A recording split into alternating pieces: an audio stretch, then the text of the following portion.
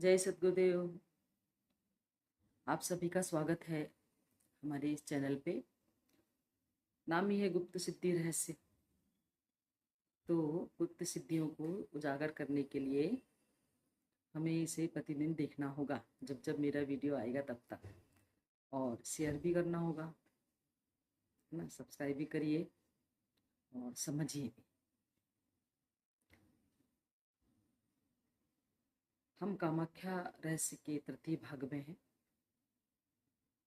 माँ कामाख्या तंत्र का ही स्वरूप कहा जाता है। ऐसी शक्ति जो हमें जीवन की मूल रहस्य को समझाती है, वह कामाख्या है। जो समस्त कामनाओं को पूर्ण करती हूँ, वो कामाख्या है।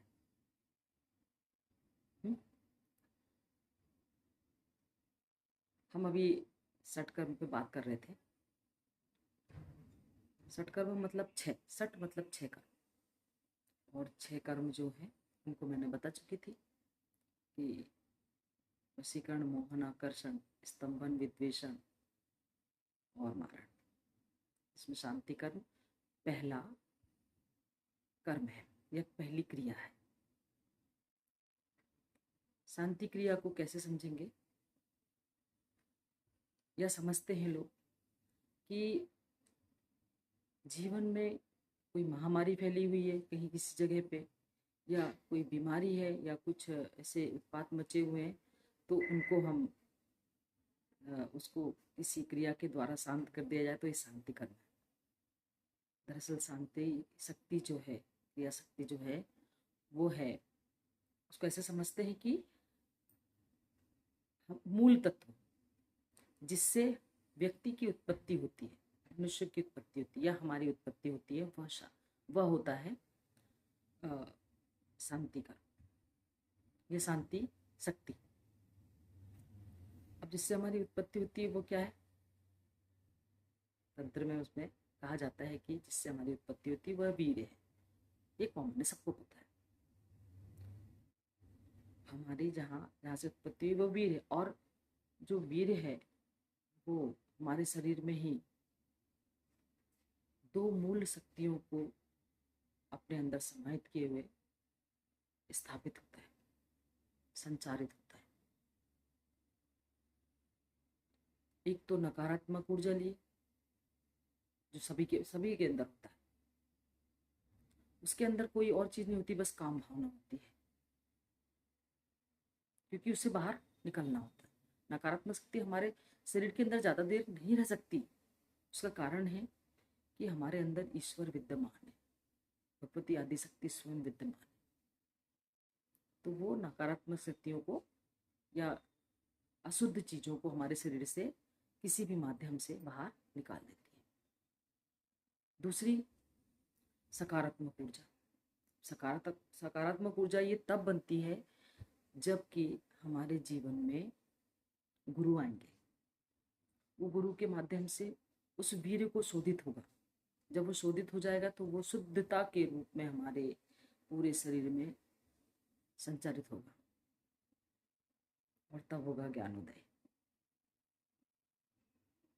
यही मूल बिंदु जो है, यही जो वीर है, दो प्रमुख शक्तियों को के साथ में हमारे शरीर के अंदर विद्यमान है, और वो दो शक्तियां हैं अंबिका और शांता। अंबिका जी जो है, माँ भगवती अंबिका बाह्य रूप में अपने स्वरूप को विस्तारित करते हुए तीन भाग में विभाजित हो जाती है। रौद्री, ज्येष्ठा और वामा।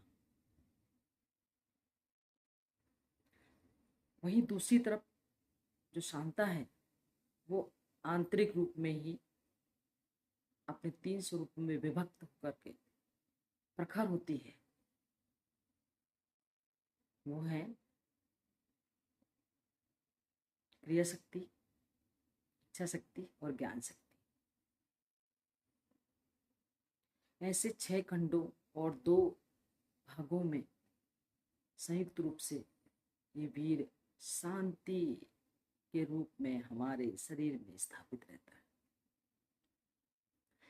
अंबिका जो है वो अपने इन 3 स्वरूपों के साथ में पृथ्वी पर बाह्य रूप में पृथ्वी पर हजारों हजारों जगह पर स्थापित है, जिनके मंदिर बने हुए हैं जो अलग अलग नामों से हैं।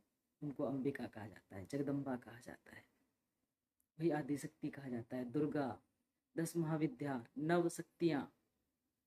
और अलग अलग जगह पे कहीं कुल देवी के नाम से किसी रूप में है, कहीं वन देवी के नाम से है, कभी कहीं ग्राम देवी के नाम से, ऐसे अलग अलग स्वरूपों में विभक्त है भगवती जगदम्बा अंबिका।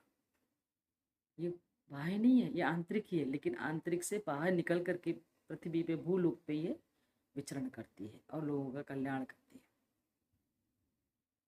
जन सामान्य का।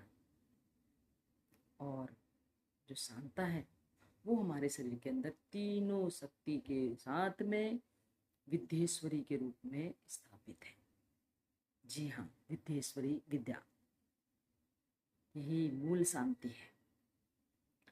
आज मैं आपको इसी मूल शांति मतलब मूल विद्येश्वरी देवी की साधना के बारे में बताऊंगी। विद्येश्वरी साधना से हमारे जीवन में सबसे पहले तो आत्मविश्वास जागृत होता है, ज्ञान जागृत होता है, प्रज्ञा शक्ति जागृत होती है, आंखों में एक चमक आ जाती है, चेहरे पे लावण्य आ जाता है। और जब आत्मविश्वास जागृत होता है तो आप कोई भी कार्य कर सकते हैं, कोई भी साधना कर सकते हैं, कोई भी कार्य कर सकते हैं, असफलता से सफलता की ओर बढ़ाने के लिए। दूसरा, आपको वेद वेदांग गुप्त रहस्यों की जानकारी प्राप्त होने लग जाती है। कैसे? सूक्ष्म आत्माओं के माध्यम से, पराशक्ति के माध्यम से, जिसको कहेंगे हम, डरे ना आप, सूक्ष्म मतलब पराशक्ति जो वातावरण में विद्यमान है। अच्छी शक्तियाँ होती भी हैं, बुरी भी होती है, तो उसमें अच्छी शक्तियाँ आपके पास आती है, बुरी नहीं आती। तीसरा, स्वप्न में आपको मार्गदर्शन मिलने लग जाता है आगे की साधना के लिए। किंतु मैं आपको बता दूं कि ये साधना एक दिन में होने वाली नहीं है, इसे आपको निरंतर करना होगा। बहुत साधना का बहुत लंबा चौड़ा विधान नहीं है, बहुत ज़्यादा आडंबर नहीं करना है। बस हमारे समक्ष या तो ब्रह्मचारिणी देवी जो नवरात्रि में जो की जाती है साधना, शैलपुत्री ब्रह्मचारिणी, तो ब्रह्मचारिणी देवी का पिक्चर हो, या माँ दुर्गा का हो, नहीं है कहीं तो कुछ दुर्गा का चित्र हो, एक घी का दीपक हो और थोड़े से अक्षत हो। यदि आपको लगता है कि आपको पंचोपचार पूजन करना चाहिए तो आप कर लीजिए।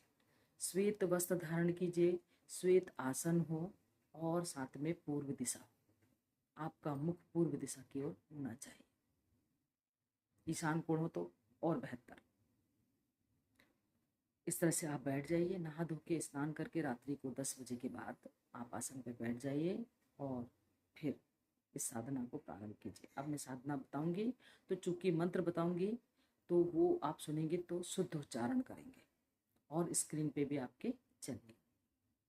तो आइए हम साधना की ओर चलते हैं। देखिए, साधना की ओर खींचने का तात्पर्य एक ही है कि आप आडंबर से बचें, अंधविश्वास से बचें, लोगों के जो फालतू के टोने टोटके आते हैं या लोग आपको गिरफ्त में लेते हैं, उससे बचें। इस हेतु मैं ये प्रयोग आपको बता रही हूँ। आपके जीवन में सुख शांति हो, ऐसी ही मेरी गुरुदेव से करवद्ध विनम्र प्रार्थना है।